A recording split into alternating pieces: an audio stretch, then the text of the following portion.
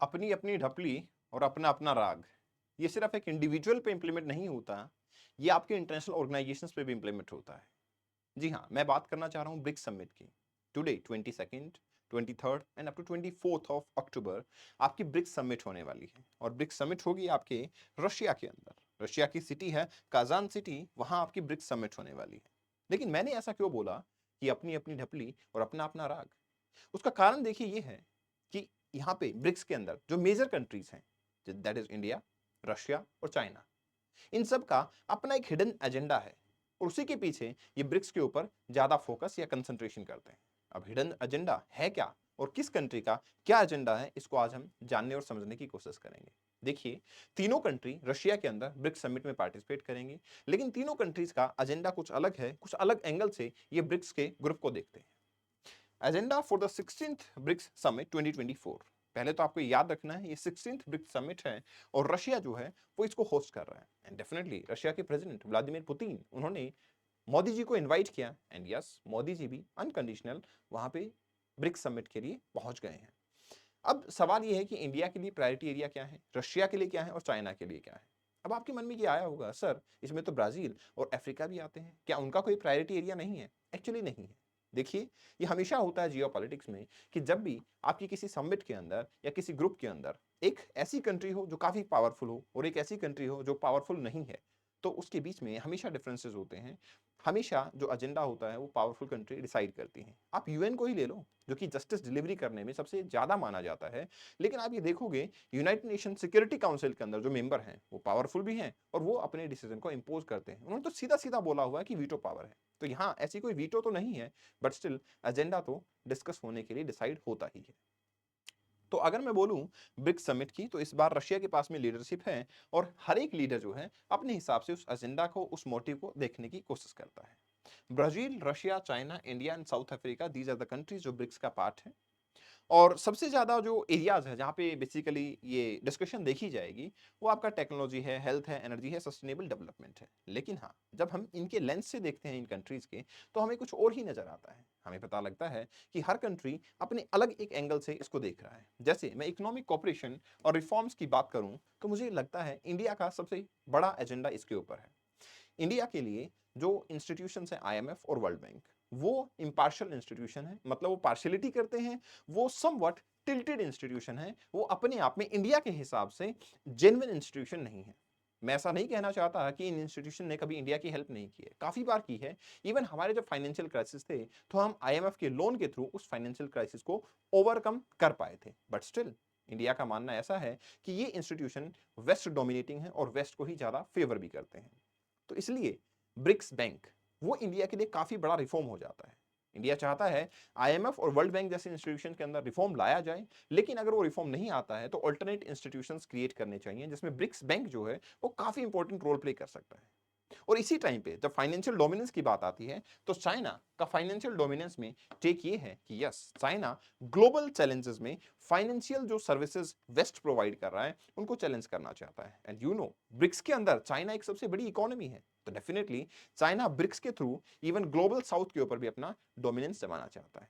रही बात रशिया की, तो रशिया तो डेफिनेटली वेस्टर्न कंट्रीज को बाईपास करना चाहता है। कितनी बार आपने सुना है कि वेस्टर्न कंट्रीज अपनी करेंसी की मोनोपोली की वजह से रशिया के ऊपर सैंक्शन लगाने में कामयाब होते हैं। तो ब्रिक्स के थ्रू रशिया तो ये चाहता है कि हम अपनी लोकल करेंसी के अंदर डील करना स्टार्ट करें, ताकि एक डोमिनेंस जो है वेस्टर्न कंट्रीज का, या स्पेसिफिकली मैं बोलूं कि जब वर्ल्ड का डॉलराइजेशन हुआ है, वो डेफिनेटली हम मिनिमाइज कर सकें। ये तो है financial constraint.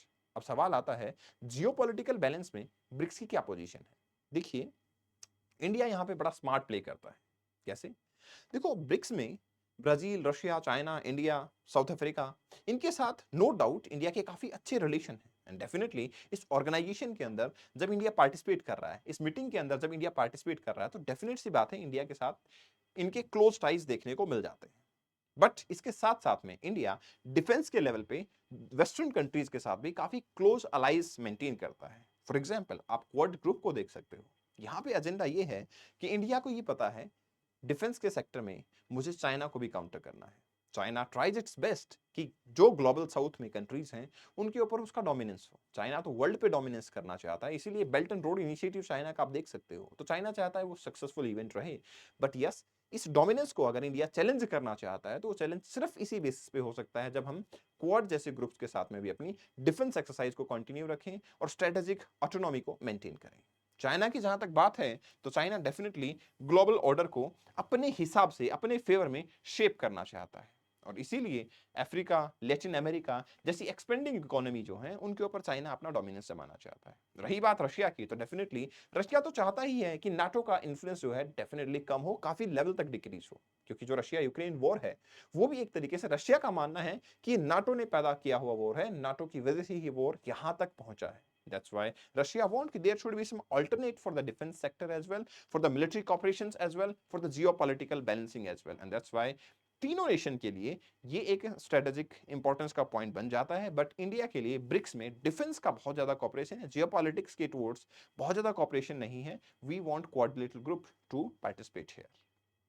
Another important aspect about the BRICS which India, China and Russia wants, वो है हमारे पास टेक्नोलॉजिकल एंड इनोवेशंस। देखिए, जब डिजिटल कॉपरेशन की बात आती है, डिजिटल इंफ्रास्ट्रक्चर की बात आती है, डिजिटल पेमेंट्स की बात आती है, या हेल्थ सेक्टर की बात आती है, या स्पेस टेक्नोलॉजी की बात आती है, तो उस केस में इंडिया काफी आगे है एंड इंडिया वांट कि ये टेक्नोलॉजी हम बाकी नेशंस को भी सप्लाई करें। ऑब्वियस सी बात है, इंडिया सप्लाई करेगा तो वहां पे हमारी ग्रोथ देखने को मिलेगी। लेकिन जो अदर सेक्टर हैं जैसे कि एआई, राइट, 5G, या फिर मैं बोलूं स्मार्ट सिटी टेक्नोलॉजी, ये सब जो है चाइना के अंदर काफी बखूबी है। अब चाइना चाहता है कि इस टेक्नोलॉजी का मैं ज्यादा से ज्यादा डोमिनेंस या ज्यादा से ज्यादा एक्सपोर्ट जो है वो कर सकूं। और जहां तक रशिया का सवाल है, तो हाई टेक वेपन्स की जब मैं बात करता हूं, साइबर सिक्योरिटी की बात करता हूं, डिफेंस सेक्टर की इनोवेशंस की बात करता हूं, तो वहां रशिया भी काफी अच्छा परफॉर्म कर रहा है। And that's why all the three countries have the same coherence, same thought process हमें देखने को मिलता है कि यस, वी ऑल वांट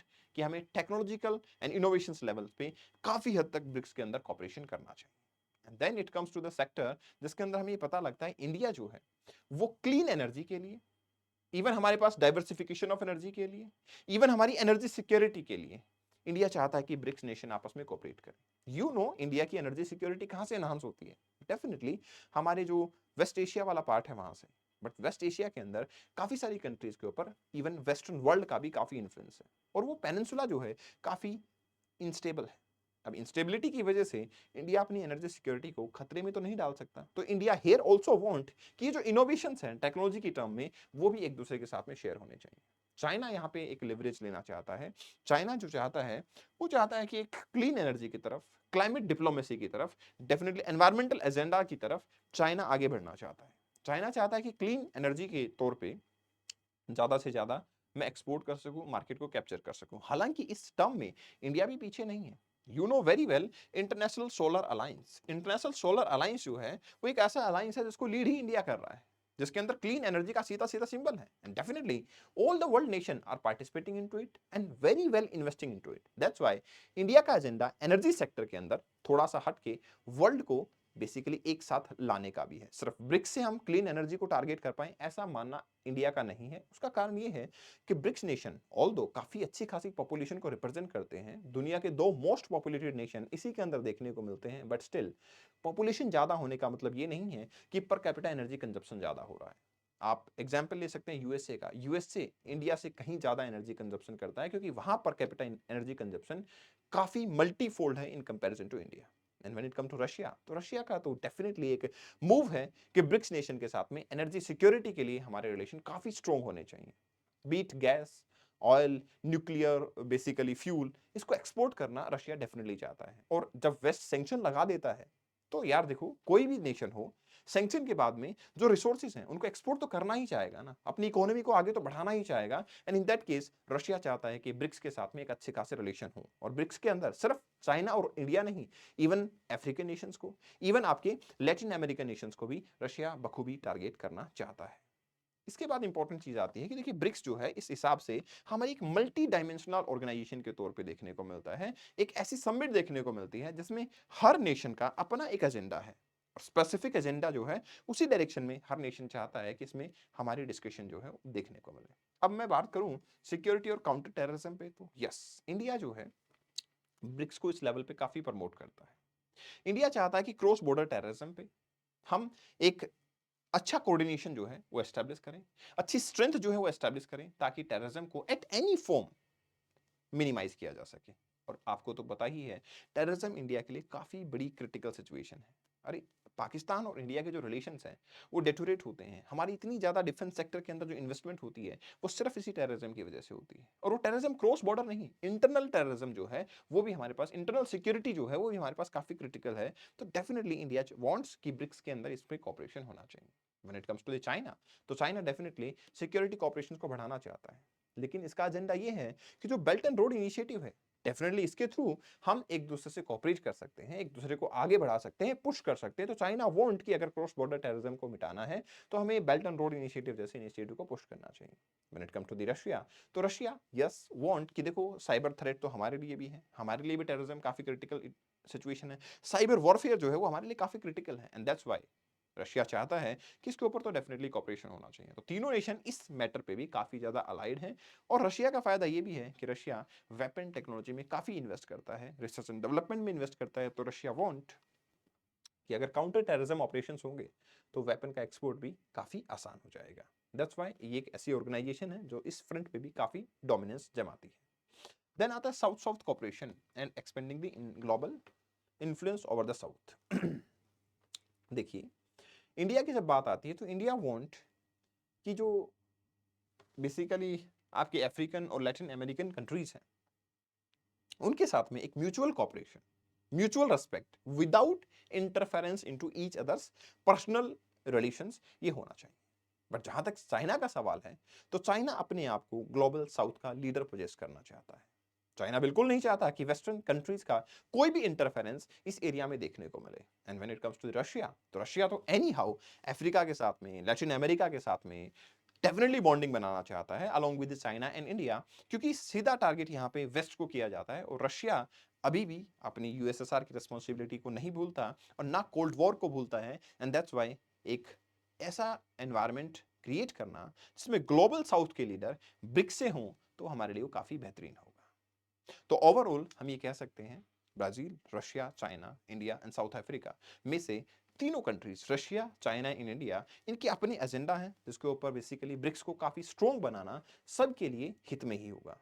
तो जियोपॉलिटिक्स को अगर हमें बैलेंस करना है तो डेफिनेटली हमारे जो एजेंडा हैं अगर वो फुलफिल होते हैं, तो डेफिनेटली ये कोई हिडन एजेंडा नहीं है, लेकिन ये फुलफिल होते हैं तो जियोपॉलिटिकल सिचुएशन को हम काफी हद तक बैलेंस कर पाएंगे। देखिए, एक टाइम था जब यूएस हेजेमनी को चैलेंज करने वाला कोई नेशन नहीं था, जब यूएसएसआर का डिसइंटीग्रेशन हुआ। बट अब वर्ल्ड मल्टीपोलर हो चुका है, और उसमें भी अगर मल्टीपोलरिटी में हमें अगर कोई ऑर्गेनाइजेशन लेवल पे एक हमारे पास कॉपरेशन जो है मल्टीपल कंट्रीज का देखने को मिले, तो वो काफी बड़ा डोमिनेंस जो है एस्टेब्लिश कर सकता है। द कंक्लूजन इज कि इंडिया के लिए सबसे इंपॉर्टेंट है आपकी स्ट्रेटेजिक ऑटोनॉमी और एक ईस्ट और वेस्ट के बीच में एक बैलेंस टाइज बनाना। चाइना का सबसे बड़ा काम है कि ग्लोबल इन्फ्लुएंस अपना इंक्रीज करना, और रशिया का काम है कि आप जो वेस्ट है उसकी पावर को बेसिकली मिनिमाइज करना, और वेस्ट को हर फ्रंट पे हो सके तो चैलेंज करना। आप लोगों का क्या मानना है? क्या इसके अलावा कोई और एजेंडा है जो इंडिया, रशिया और चाइना ब्रिक्स के थ्रू देखते हैं, क्या फुलफिल करना चाहते हैं? इस सेशन की पीडीएफ को आप कपिल भारद्वाज फॉर यू से डाउनलोड कर सकते हैं। And this is my Insta handle, even you can share your thoughts, and please also do share your thoughts in the comment section of the video, so that we get to know कि what exactly you think about the BRICS summit, और क्या ये outcomes जो India चाहता है वो definitely हमें achieve हो पाएंगी, या फिर this is just a summit like we another summit, जैसे कोई कंक्लूजन खास नहीं निकलने वाला है। Thanks a lot, see you in the next video, take care, bye bye.